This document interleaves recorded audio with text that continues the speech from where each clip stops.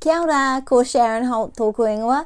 I hope you're going well with your Māori language at the moment. I've got two really good statements here that you can also add other words into to help you to stretch out a new kind of way of adding a phrase.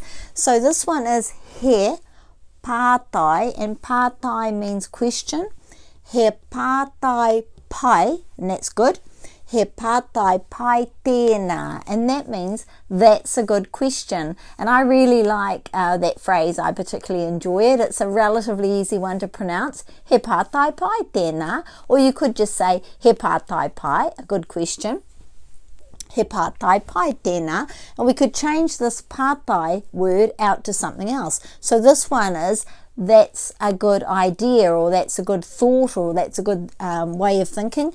He whakaro, he whakaro pai tēnā. So the only word that I've changed out is pātai or whakaro. The rest is the same.